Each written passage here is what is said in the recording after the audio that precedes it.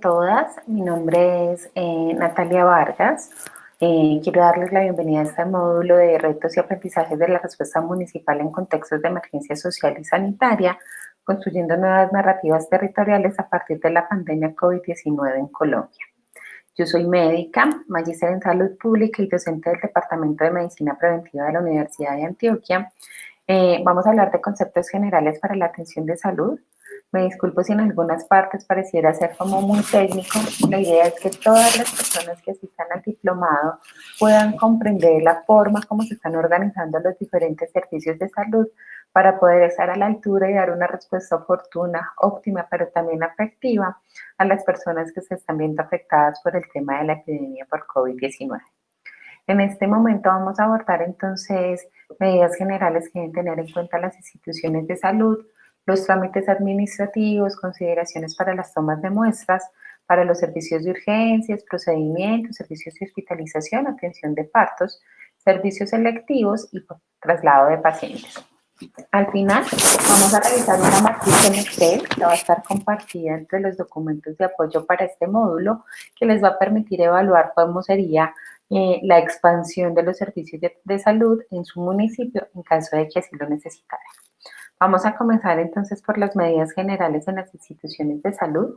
Es importante pensar que cada institución de salud debe tener en la medida de lo posible personal exclusivo para la atención de pacientes con diagnóstico de COVID-19 para que evitemos la circulación dentro de la institución, que eso nos puede aumentar el riesgo de contagio.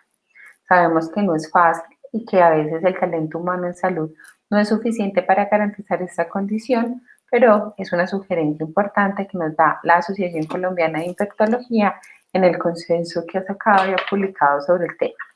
También es importante recordar que se sugiere el uso exclusivo del uniforme en todas las áreas de la institución de salud, en que el cambio debe ser dentro del hospital, es decir, para cuidar a las personas, a nuestros colaboradores en las instituciones de salud y a sus familias. Es importante que las personas en la medida de lo posible se duchen y se cambien de ropa dentro de la institución de salud, o por lo menos se cambien y no vayan con la ropa puesta por el municipio por el riesgo de contagio y de transmisión. También es importante entonces que en la institución de salud local ustedes realicen y verifiquen todos los procesos y protocolos de limpieza y desinfección que se hagan de forma correcta, adecuada, sistemática y con los productos definidos por MinSalud para poder cumplir con la eliminación del virus. Es importante entonces que ustedes se piensen la organización de los servicios de salud en las instituciones de forma tal que los pacientes que tengan que asistir a las instalaciones de la entidad minimicen los trámites y las negaciones, es decir, todo lo que se pueda hacer virtual, todo lo que se pueda hacer telefónico, todo lo que se pueda hacer domiciliario lo deberíamos intentar para que los pacientes vayan lo menos posible a las instituciones de salud y evitemos aglomeraciones que pueden aumentar la propagación del virus y aumentar el estrés también en el personal de salud con el que ustedes vienen laborando. Tanto las IPS como las EPS de su territorio deben implementar esos mecanismos de autorización internas de órdenes para evitar que las personas tengan que hacer sus trámites de forma presencial.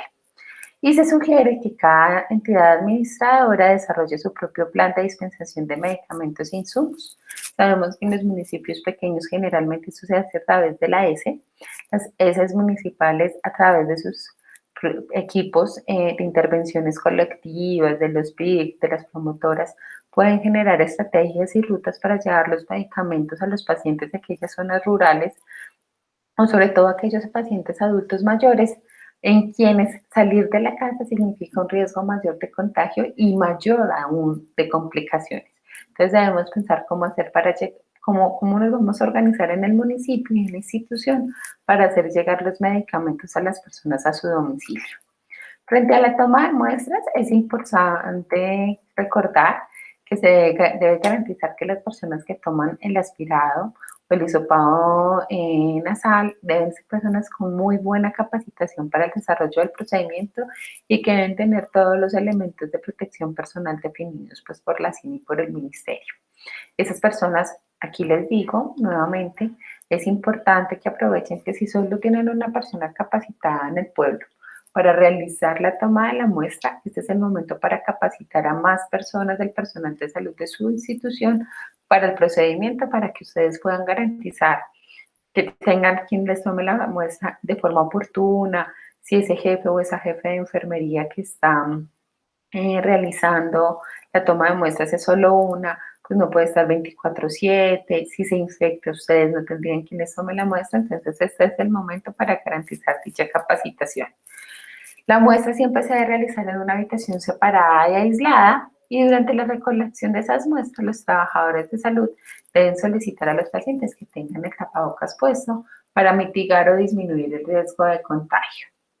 En los servicios de urgencia propiamente dichos, entonces es importante, se recomienda el uso de la mascarilla quirúrgica durante toda la actividad laboral para el personal de servicios de urgencia, y es importante que se realice un cuestionario rápido, sencillo, que indague sobre los criterios clínicos y epidemiológicos según pues como sea el caso, para poder hacer un triaje rápido al paciente, es decir, si el paciente está consultando por síntomas respiratorios, debería esperar su turno de urgencias para triaje o para ingreso en una zona diferente a donde están los otros pacientes que están consultando por motivos que no sean respiratorios.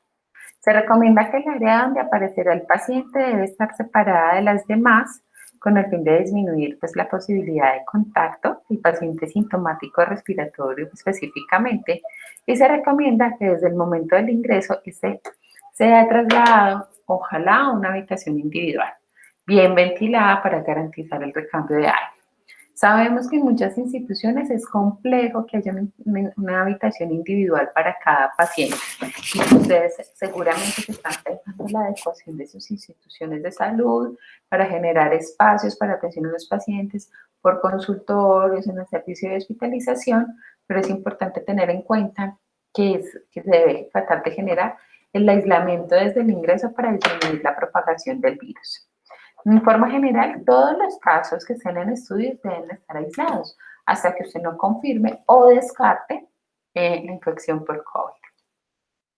En los procedimientos que producen aerosoles, ¿cuáles son? Se considera el expulsivo, productor de aerosoles, la reanimación cardiopulmonar, una tracostomía se considera productor de aerosoles. Ahí el personal de salud debe utilizar la máscara N95, no es negociable. Se recomienda que en caso de realizar un procedimiento generador de aerosoles, el ambiente se evacúe después, si está entre 30 minutos y 3 horas según la circulación del aire, para que se pueda realizar pues como toda la desinfección del área. Se considera que para los servicios de hospitalización, entonces vamos a pensar, estábamos hablando de generalidades de urgencias, recordemos, viaje rápido al ingreso, mantener al paciente separado en la sala de espera, si se confirma que es un sintomático respiratorio sospechoso, dejarlo aislado hasta que se confirme o se descarte el diagnóstico por COVID-19, y el uso de elementos personales de protección para todo el personal que labora en el área. Se recomienda que en los casos donde el número de pacientes sea mayor a su capacidad instalada en las habitaciones, es decir, lo que hablábamos ahorita, si usted no puede ubicar un paciente solo en una habitación, haga cohortes, ubique varios pacientes en una habitación, pero garantice al menos 2 metros de distancia entre un paciente y otro, y que sean cohortes, es decir, aquí estamos con la sala de sintomáticos respiratorios diagnóstico de COVID confirmada, pero que entre los pacientes hayan al menos 2 metros de distancias. Los pacientes, este tipo de pacientes, como es una enfermedad que es transmitida por gotas, es importante que tengan aislamiento respiratorio, pero también de contacto. Por eso recomendamos que tengan equipos exclusivos para ellos. Fonendoscopio, tensiómetro, para evitar que al estar tocando a los pacientes con este tipo de elementos y estar tocando el resto de las personas que están en la institución, no vayamos a favorecer la propagación del virus. Hay que poner entonces la etiqueta respiratoria, el uso de la mascarilla de lavado de manos es fundamental para poder hacer la atención. Es importante entonces que las funciones administrativas restrinjan toda la circulación de personal a lo mínimo necesario en el lugar donde están los pacientes. Decíamos ahorita que era importante, si se podía, tener un personal de salud que atienda solo a los pacientes con diagnóstico de COVID para que no estén circulando. nuestros pacientes no pueden recibir visita, no pueden recibir en estos momentos, ay, que va a ir el padre a darles la comunión a todos estos pacientes, porque hoy es domingo. No, ese tipo de acciones sabemos que es importante por la cultura y la identificación en nuestros lugares, pero en estos momentos es un riesgo y no lo podemos permitir. Se recomienda la implementación entonces de los controles administrativos y la restricción a los servicios de hospitalización. ¿Qué pasa cuando atendemos partos, cierto? O sea, hay un montón de cosas que tenemos que pensarnos en estos momentos, porque nuestros pacientes no van a dejar de llegar por causas diferentes a COVID. Por tener una epidemia por coronavirus, no vamos a dejar de atender, por ejemplo, los partos. Entonces, se sugiere que el lugar por donde ingresan las mujeres en trabajo de parto o por consulta ginecológica, si no tienen síntomas respiratorios, sea por un área diferente a la que ingresan los pacientes de urgencias o síntomas respiratorios. Se sugiere que si usted tiene varias personas en trabajo de parto, dedique un personal exclusivo a la zona de partos para que evitemos el riesgo de contagio de la madre o del neonato por ser personal de salud que está rondando pues como de un servicio a otro. Y que ese personal que es exclusivo ingrese al área por un lugar diferente al ingreso habitual de todas las personas para disminuir el riesgo de la infección. Nuevamente les digo, estas son las recomendaciones que tiene el ministerio. Yo sé que a veces parecen complejas, pero sé que no son difíciles. Podemos demarcar con una cinta, podemos generar en la entrada por la derecha unos y por la izquierda otros. La idea es tratar de evitar lo mínimo el contacto. Si la mujer, también podemos tener el caso de que sea una mujer en trabajo de parto con un diagnóstico confirmado de COVID o con sospecha de COVID, es una mujer entonces que debe haber cumplido el criterio de ser hospitalizada o aislada sola en su habitación. Se sugiere que entonces el parto se atienda en el lugar donde se hizo el aislamiento para evitar el riesgo de contagio o de contaminación de la sala de partos. La vida de parto debe individualizarse según las características del paciente. Si bien se considera que el expulsivo es un procedimiento productor de aerosoles, esto no contraindica el parto como vía para las mujeres embarazadas con diagnóstico de COVID. Recordemos entonces que las guías de salud materno-perinatal nos dan ciertos parámetros que en estos momentos no vamos a dejar de cumplir, pero ustedes pueden evaluar si flexibilizan el tiempo de ingreso hospitalario de la mamá y del neonato para poder evitar como la aglomeración de este tipo de pacientes en una institución donde podrían tener más riesgo de. ¿Qué es importante aquí? En consulta externa hablamos de urgencias, hablamos de medidas generales, hablamos de procedimientos y hablamos de atención del parto. Vamos a pensar ahora qué vamos a hacer con los servicios de consulta externa y lo que llamaríamos servicios selectivos en nuestras instituciones de salud. Entonces es importante que ustedes piensen horarios para evitar aglomeraciones de los pacientes. Esto en el sentido que hayan pacientes que tengan que asistir a la institución porque lo que hablábamos de trámites administrativos no se esté cumpliendo, se esté cumpliendo parcialmente. En ese orden de ideas, traten de generar un listado con citas para asignar un horario de citas para la prestación del servicio a las personas. Se recomienda que los pacientes asistan solos a consultas si requieren una consulta presencial o si tienen alguna dificultad de movilidad, de comprensión o son adultos mayores y necesitan ir con acompañante, se recomienda entonces que ese acompañante se le den todas las medidas. Es importante que mantenga el distanciamiento, el lavado de manos, el uso del tapabocas. Se recomienda que los pacientes que están crónicamente enfermos y que requieran continuar con la medicación y manejos especiales se les suministre atención en casa o sean atendidos mediante los planes de atención domiciliaria. Y aquí entonces nos vamos a dar cuenta de algo. El ministerio sacó un algoritmo de cómo deberíamos nosotros definir el tema de la teleasistencia. Lo primero que deberíamos hacer es hacer un triaje ambulatorio basado en tecnologías de telecomunicaciones, que lo puede hacer un jefe de enfermería. En ese triaje, él clasifica al paciente, entonces el paciente llama a una línea que ustedes deben difundir en su municipio antes de asistir al servicio de urgencias o antes de asistir a la consulta. Entonces, miramos, ¿qué necesita el paciente? Renovación de servicios médicos, renovación de una fórmula que se le venció, de una orden de laboratorio, Esta renovación se puede hacer de forma electrónica por parte del médico general y ustedes enviarla al paciente y evitamos que estos pacientes vayan a la institución. Requiere asistencia médica por sus condiciones, es decir, no es una urgencia, pero requiere hablar con el médico para definir cuál va a ser el abordaje de su condición. Se le hace el servicio de teleasistencia por medicina general. Existen casos donde el paciente necesita ser visto por el especialista, no sé, un paciente con una falla cardíaca crónica que venía en seguimiento por medicina interna y requiere la cita. Si ustedes tienen la posibilidad, tienen el convenio y el servicio de hacer teleasistencia por medicina especializada, lo pueden hacer de forma directa entre el especialista y el paciente o de forma triangular entre el paciente, el médico general y el especialista.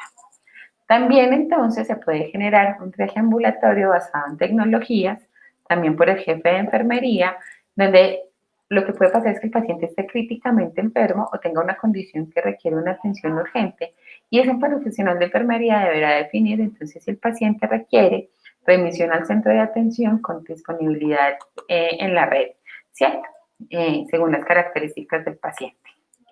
Entonces, hablamos cómo se hace esa clasificación telefónica para la derivación del servicio, hablábamos que vamos a tener en cuenta con la sala de partos, hablábamos cuáles son las recomendaciones para el servicio de hospitalización y medidas generales. Vamos a pensarnos entre los servicios electivos de consulta externa, como es el tema de la atención a mujeres en edad reproductiva, si es que el Ministerio tiene unos lineamientos importantes que debemos seguir, y es que la planificación familiar o la anticoncepción debe continuarse prestando, sea extramural, domiciliaria o por telemedicina. Ustedes deben garantizar que puedan seguir realizando la consulta preconcepcional a través de la modalidad de telemedicina y generar las órdenes para laboratorio, si es posible, en la casa. Y si no es posible, pues mirar entonces un horario definido para llegar a la toma de la muestra del laboratorio y evitar que se congreguen muchas personas en el laboratorio al mismo tiempo. Cada IPS debe generar todas las adecuaciones, no es voluntario. Y recordemos que desde el 2006 tenemos la sentencia C355 que nos habla de la importancia de dar información sobre la interrupción voluntaria del embarazo en los 3 casos. El curso de la preparación para maternidad, es decir, todos estos cursos psicoprofilácticos que le damos a nuestras gestantes, se debe seguir dando a través del concepto de telesalud. El control prenatal. ¿Qué vamos a hacer con control prenatal? Pues, vamos a ver, si es una paciente de bajo riesgo obstétrico, se debe implementar y garantizar todo el cuidado prenatal, las actividades extramurales que hemos mencionado de educación, pero usted puede garantizar algunos controles de forma o domiciliaria o por telemedicina, incluyendo la entrega de medicamentos, ¿cierto? Es decir, del sulfato ferroso, del ácido fólico, del calcio, según el trimestre. Para las pacientes que son alto riesgo obstétrico, las comorbilidades y los factores que les están generando alto riesgo no van a parar en este momento. Entonces, la recomendación es que estas pacientes puedan ser vistas por el médico de una forma que no estén directamente expuestas al virus. Ustedes definen si lo van a hacer domiciliario, ustedes definen si lo van a hacer presencial en la institución de salud o si tienen un lugar alterno donde puedan generar la consulta sin que esas mujeres estén dentro de la institución donde tienen casos confirmados por COVID. Es importante que las gestantes que tengan síntomas sugestivos a COVID-19 deben mantener el aislamiento preventivo hasta que se indique lo contrario, y si tiene algún signo de alarma, esto debe ser informado de forma inmediata a cada IPS para poder definir el tipo de atención que se requiere. Y se recomienda que las citas de cuidado prenatal rutinarias en estas gestantes deben posponerse hasta después de que tengan síntomas o que termine el aislamiento. Se debe garantizar la consulta posparto domiciliaria entre el tercer y quinto día al binomio madre y recién nacido, según la resolución 3280 del 2018. Esto es importante. La consulta del recién nacido es un momento crucial para garantizar una lactancia materna exitosa, pero para apoyar a esta madre también identificar fiebres puerperales que pueden complicar los cuadros. La idea de hacerlo domiciliar es disminuir el riesgo de contagio para la madre y para el niño. El servicio de vacunación no cierra durante la epidemia, no lo vamos a cerrar. Se recomienda que las mujeres embarazadas continúen con su vacuna contra influenza, de PTA celular a partir de la semana 26 y completen el esquema de tétano de acuerdo a las recomendaciones. Se recomienda que promovamos en toda la población adulta la vacuna por grupo de riesgo para quienes aplican neumococo, influenza y a toda la pediátrica el complemento de esquema del PAR de acuerdo a su edad. Cuando tenemos el servicio de vacunación abierto, entonces debemos pensar que se deben identificar, antes del servicio de vacunación deberíamos hacer una estación de triaje para identificar sintomáticos respiratorios o sospechosos de COVID y dirigirlos para esa ruta de atención y no ingresarlos en ese momento de vacunación. Y se debe establecer que las personas que pasen este triaje porque no tienen síntomas respiratorios tengan una vía de acceso alterna para poder entrar al servicio de vacunación. Ustedes deberían promover en estos momentos la vacunación extramural o en el domicilio de los pacientes porque esto disminuye el riesgo o generen una cita. Entonces, señora, va a venir a vacunar a su hijo, yo le doy una cita para evitar que en el momento se nos congreguen muchos pacientes en la misma institución de salud. Vamos entonces a tocar el tema de traslado de pacientes que vamos a tener presentes si tenemos que trasladar pacientes con COVID a diferentes lugares.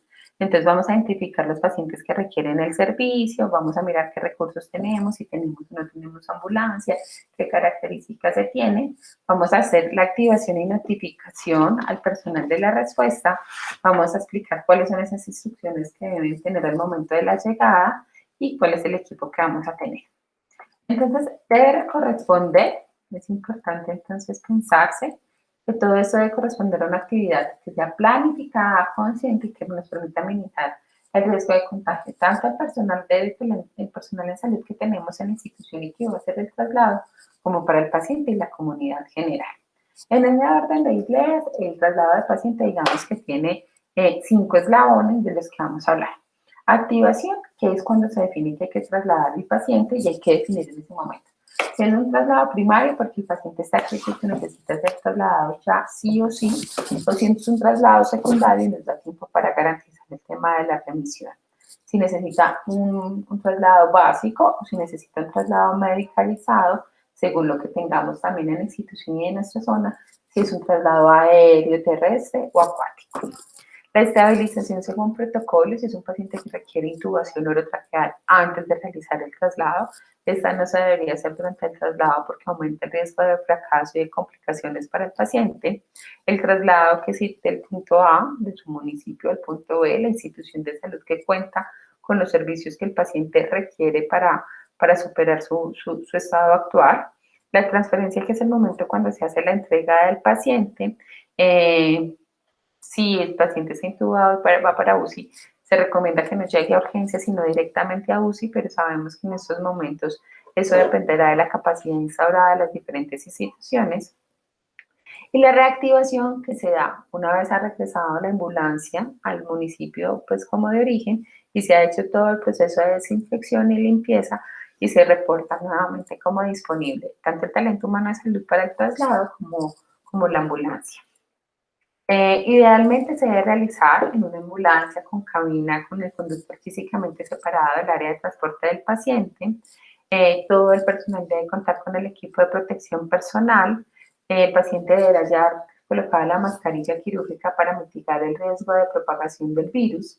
Se recomienda que el paciente vaya sin acompañantes en la ambulancia por el riesgo de infección que habría para el paciente, para el acompañante, perdón.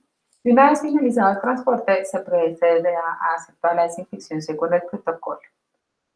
Vamos a hablar entonces de un documento de Excel, ya para terminar, que les vamos a compartir entre los anexos. Habla de la matriz de expansión de servicios de salud, donde se define de manera objetiva las condiciones mínimas que deben tener presentes al momento de seleccionar un lugar para la ampliación de servicios de salud en su municipio en ese contexto de emergencia. Entonces, ¿cuál es la idea de esta matriz? Ustedes tengan elementos, si ustedes necesitan ampliar su capacidad instaurada porque finalmente están desbotados, hay algunos elementos mínimos que deben tener presentes. Esta matriz se presenta como un ejercicio práctico para poder identificar esa capacidad de ampliación y recuerden que tienen que tener presente el talento humano que deberían tener para que esa ampliación sea exitosa. No sirve de nada tener un lugar si nosotros no tenemos personas que nos puedan hacer la atención de los pacientes. Entonces ese es el documento en Excel que les vamos a compartir. Acá están los objetivos. Y esto es lo que van a hacer. Está dividido entre la ubicación del lugar, el exterior, las condiciones que hay en el exterior, las condiciones que hay en el interior y el total.